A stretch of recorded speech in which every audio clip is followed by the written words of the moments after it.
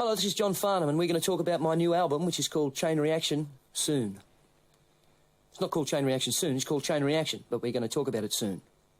That's a long promo, wasn't it?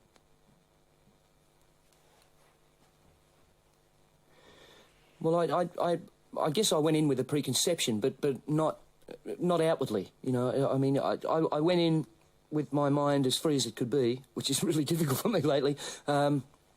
So I didn't have an idea of what I wanted to do. Well, obviously I had, you know, the material to record. I went in with 15 songs, which we recorded. But that was really the only thing I had to base everything on. As far as the way they were recorded and the way I was going to sing them, the way we arranged the whole affair, that sort of happened over the pre-production time. And they sort of came together as they came together. But I didn't start out to make an album that you know, or make it for Australia or for New Zealand or for Tasmania or for Tasmania's Australian too, or for England or America. I just went in to make the next album, the best album I could make under the circumstances. And the songs that we wrote felt good, and they felt like they belonged together. And I thoroughly enjoyed recording them all. It's the most amount of material that I've been involved in writing that I've recorded at one time. And it was thoroughly enjoyable. And over the period of time that we recorded it and got into the pre-production, I started hearing different things, as did Ross Fraser, of course. I mean, that's the production way it runs. And then I started hearing these gospel kind of sounds in there, these little gospel choir sounds, which I really wanted to try. So I got Vanetta and Lindsay into the studio, and I got a little 12-track home machine that I muck around with. And we played around with some parts and developed some sounds.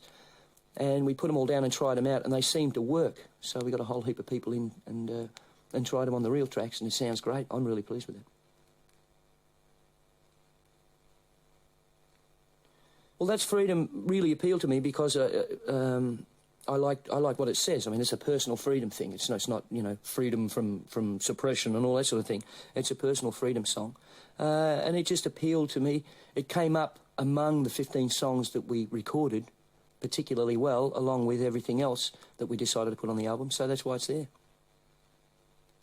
Yes, that was part of my reasoning. I felt that it would give more credibility.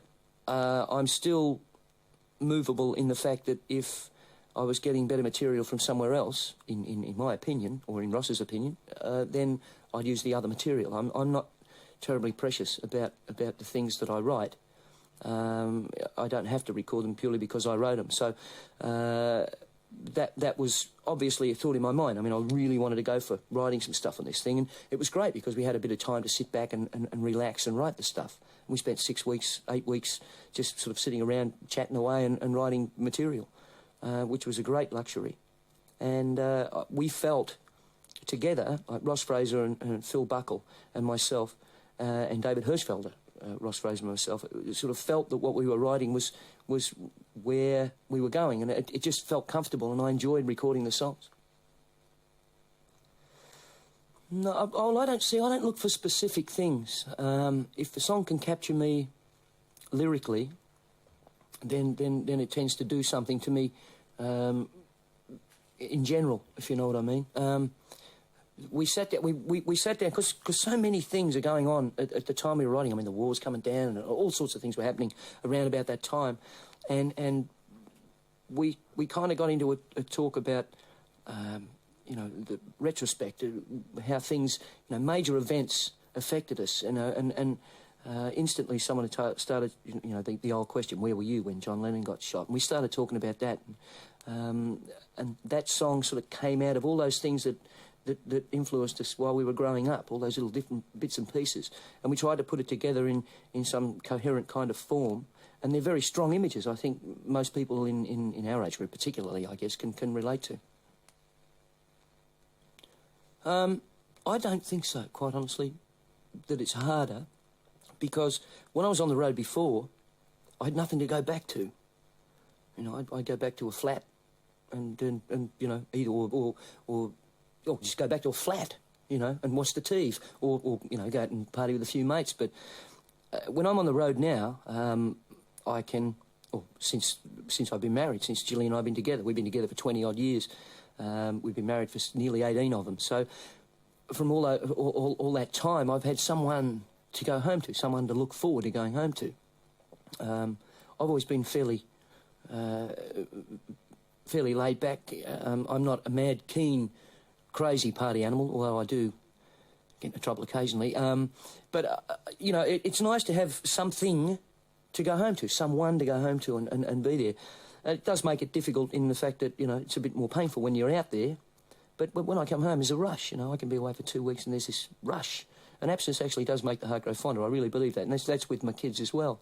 And Burn for You, I started a discussion one day. We were just sort of talking about our wives and kids, you know, and the problems with the kids and you know, how the wives have to accept all this shit that we give them. And I said to Ross that when you were away, does this happen to you? And he said, yeah. And then we started to get right inside the whole thing. And when I go away, and I can only use myself as an example, and I think everyone has this situation happen, and usually it's the women that get left behind.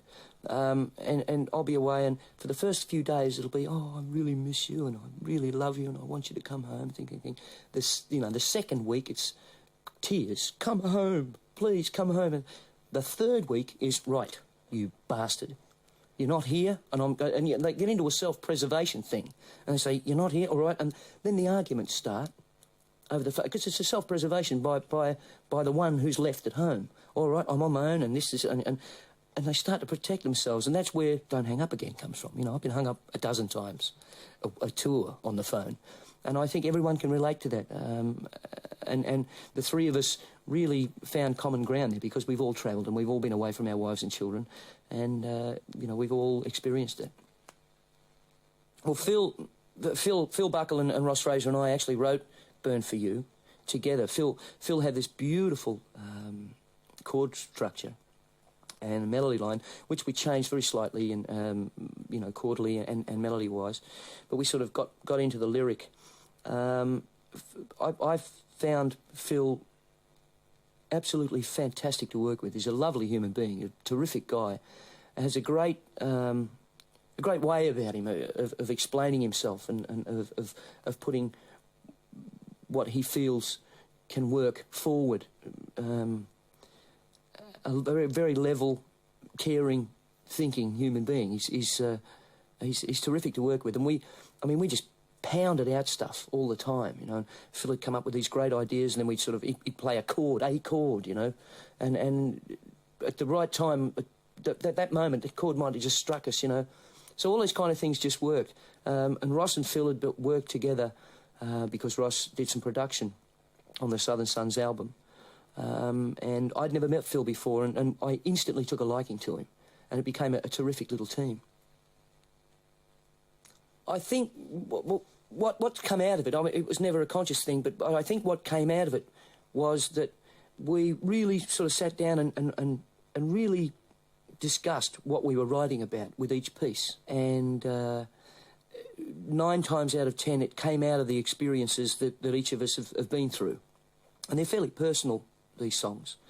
You know, observations of each other, observations of others, our idea of what others feel about what we do, and those whole things.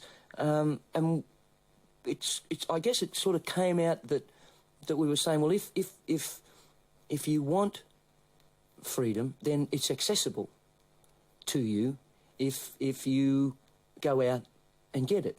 You know, it's up to you, basically. Well, see the banners falls, I guess that's an observation. I mean, that's things like the wall coming down, Mandela getting released, you know, apartheid finally being called what it is, perhaps not strongly enough, but I mean, it still sucks. So that's an observation of hopefully everyone getting together and making the wrongs in the world turn right. Yeah, there's a lot of voices on that. We used 11 people, and we called them the Chain Reaction Choir, I think. I'm looking at the album notes at the moment. There's a whole heap of them. I sat down with Vanetta and Lindsay and discussed who perhaps we could use, because Vanetta had started basically in those black choirs in America. That's where she came from, and I wanted to get that kind of a sound. So we used Susie Ahern and the Ball Sisters from Joe Camilleri's band. Joe Creighton's there, Lindsay's there, of course, Vanetta. Jack Jones, who's the singer with Southern Sons. I think he's a terrific singer, Jack. He's great. And then we had Chuck McKinney with us, Wendy Stapleton, and Mark Stevens. And Catherine Waters, who's the office girl at Wheatley's, and she just had a great time. She's got quite a unique little voice. And it was great to have people like Vanetta, who have been in the business for 30-odd years, singing alongside Mark Stevens, and you can hear these little voices popping out, and they made each other work. Mark and Jack Jones were out there screaming blue murder, sitting there really digging in with blood, with Vanetta was just standing there, doing what Netta does the best in the world. And they started to bounce off each other, and the older ones kicked the younger ones in the arse, and the younger ones made the older ones work. It was great. Yes, it's I guess, much simpler, and it's not so techno as it was, although there's quite a significant amount of machinery in there. There are still drum machines on the album. There is still programming, synthesised stuff on the album. But once again, and I've always felt like this, intelligent use of the technology is what that's all about, and I don't think it sounds mechanical. But then again, I'll have to leave that up to everyone else.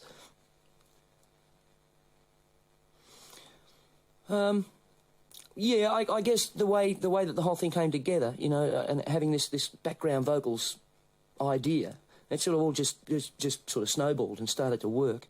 I also didn't have the luxury when I made Whispering Jack of having a band. That was made entirely with machines, virtually. With Age of Reason, the whole thing was basically organic.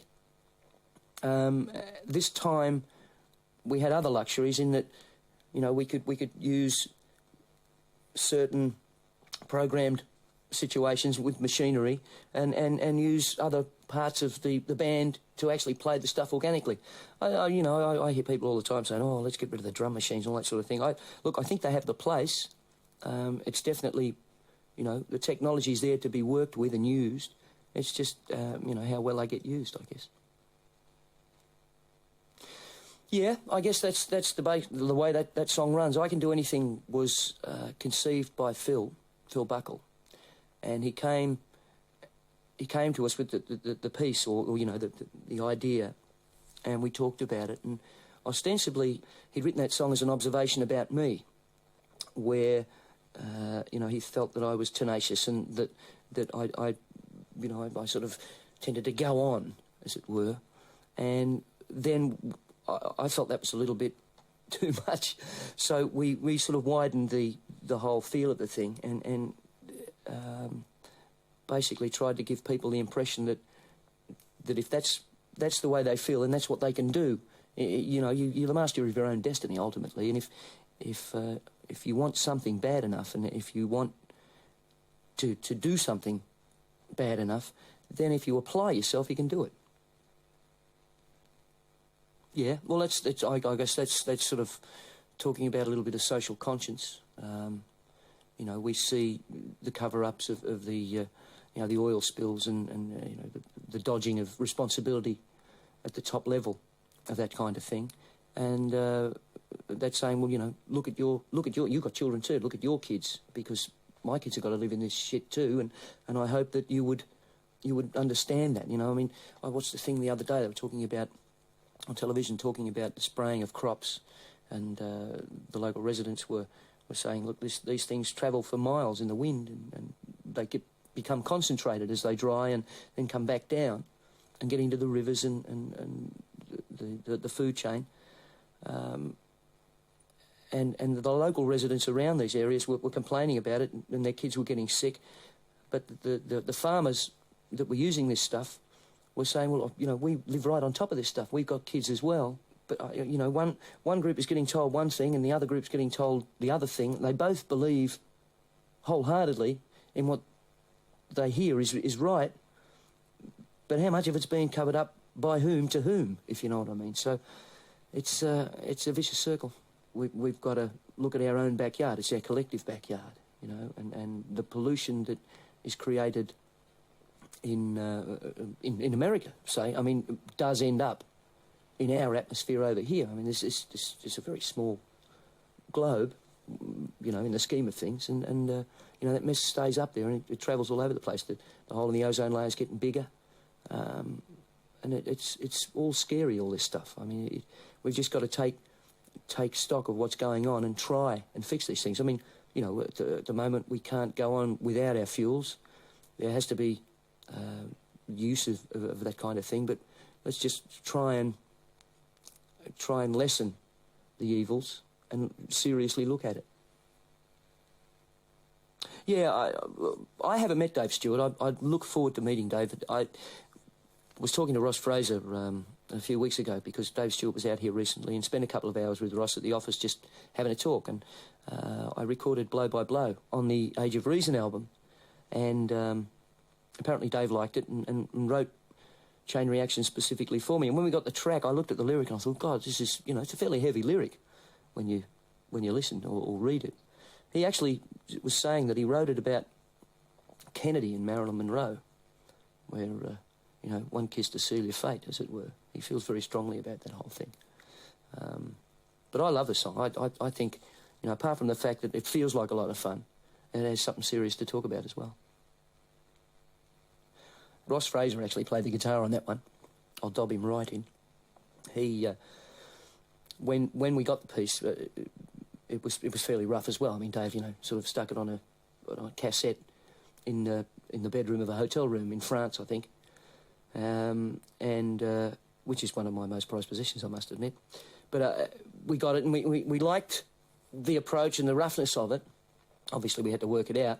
And I said to Ross, I'm not sure this thing's going to work. Why don't we demo it? We'll just do it for fun, you know, and see what happens with it. So Ross got into the studio and put the guitar track down. And then I went in and did a quick vocal over it, and it really felt good, you know. It was totally unusual for me and totally unexpected.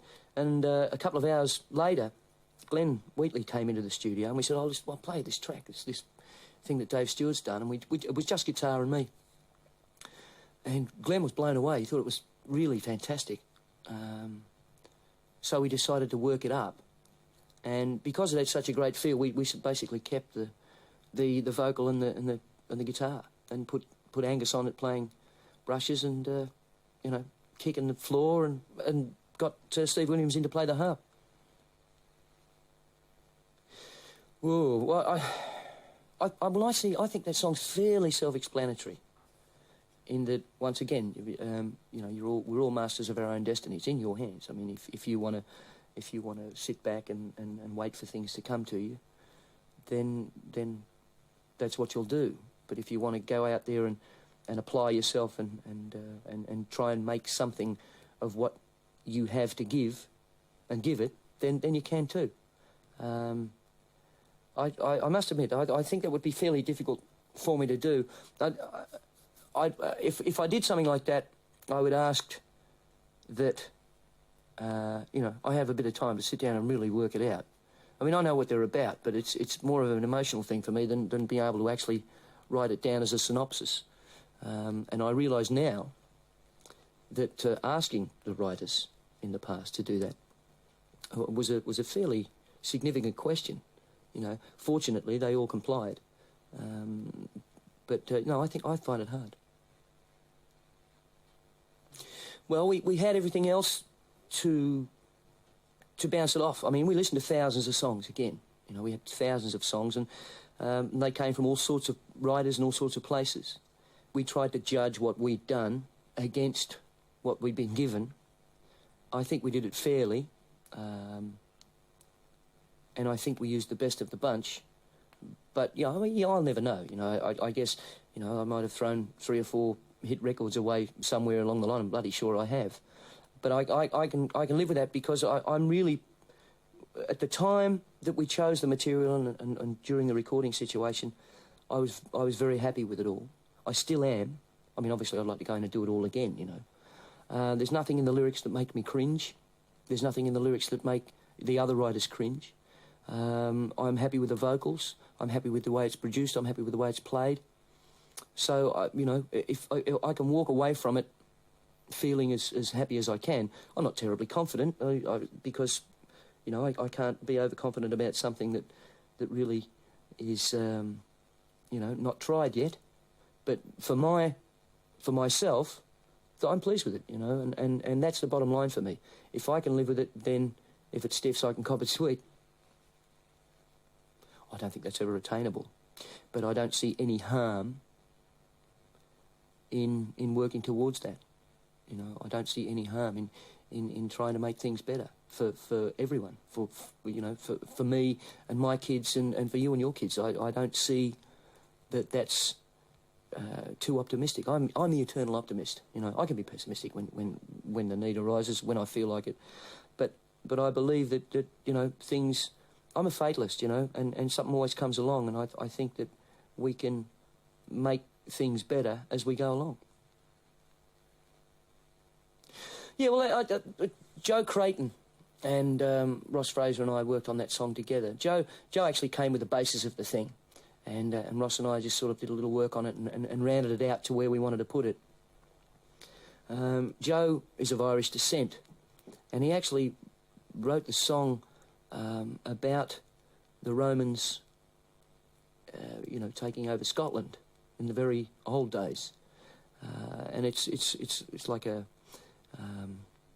myth, if you will, and he felt very strongly about that, and we rounded it out to hopefully encompass, you know, what's happened to the Aboriginals and the American Indian and South Africans, the whole thing. I mean, it'll never be the same as it was 200 years ago. That's unattainable now. You know, we've made some very bad mistakes and been absolutely inhuman to people. I mean, that's the higher technology descending on the lower technology is going to crush it every time. We can never go back that 200 years, but we have to move onwards and upwards, and let's make it that it won't happen again, and try not to compound the problems that we've created. No, I liked the song. And in fact, we'd had a small amount of trouble with this particular song because when I heard the song, that was one of the very first songs I got. I mean, Chris sends me songs for each album, and it got rather unpleasant there for a while because I'd sent you know, a request to Chris's publishers for a hold on the song, that we were going to record it, and got the okay back. And then a few weeks later, I got a request to hear the song before we put it on the album, so that they could okay it, or so that Chris could okay it. Now I didn't agree with that. I thought, well, if I'm going to record the song, I don't want to have to please them. I want to please me and the team that we're working with. Anyway, I got a little heated there for a while, and I wanted to know what the problem was. And apparently, Chris hadn't liked what I'd done with one of his songs on the Age of Reason album. And I thought, oh, well, that's fair enough. I can understand that that's fine. I can live with that. I can't please everyone. I'd have liked to have pleased the writer. So we talked on the phone, and he told me, and I said, well, were you pleased with Your The Voice? And he said, yeah. I said, well, 1 out of 2 ain't bad. You know, I mean, that's fine. So halfway through recording the piece, I got a call to say that they were withdrawing the song,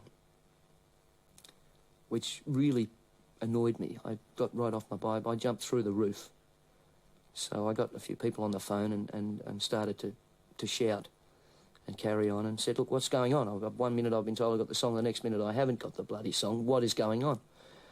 And we went through the whole thing, and somebody told someone the wrong thing, and somebody hadn't said that, and it was all one of those silly deals. And I got Chris Thompson on the phone again, and we had a heated chat between Germany and Melbourne, or I think it was in Frankfurt. And I said, look, I'm not going to record this song, forget it. I don't want the piece. I said, if we're going to be this silly about the whole affair, it's all childish. I don't need the song that badly because, you know, we have a good relationship and this is quite silly. It's all crazy. So anyway, it gentled out in the end, and we, you know, blew each other a kiss over the phone at the end, and the song's on the album, so it's okay. But it got ugly there for a while, and I was a bit disappointed that it happened because it never needed to. Yeah, I think, you know, look, it's fairly recognisably a Chris Thompson, Keith Reid song. You know, I mean, it's there. I don't think it's necessarily a big hit on the album. I just like the way it runs. I like the lyric and I like the melody line, and I thoroughly enjoyed singing it. I think that was, you know, sort of number 12 on our hot list out of the 15 that we'd had on the album, so that made me a little more bloody-minded with it.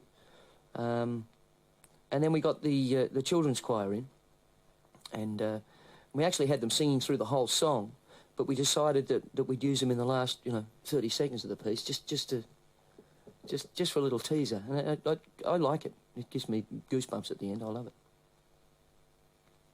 Well, you know, I guess that's a pessimistic one. You can't. I mean, that's our bent. You know, we felt that we were getting a bit too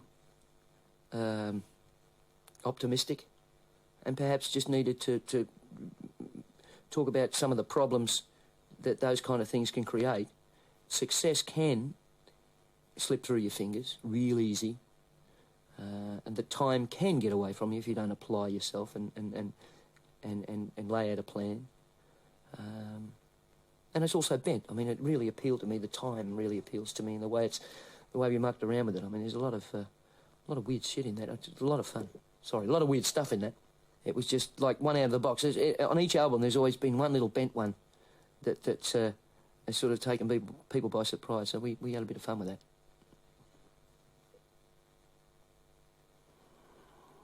The overall sound,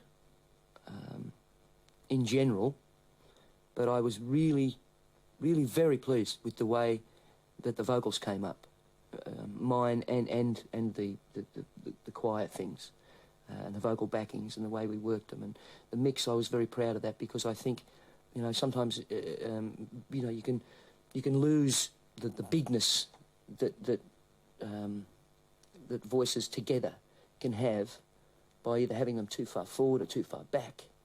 So I'm very pleased with the mix. I think the mix, I think is the thing I'm happiest about.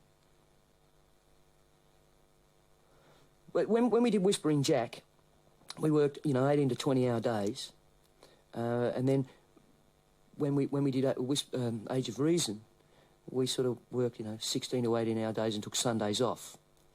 And halfway through that album, Ross Fraser, my producer, his wife had a baby.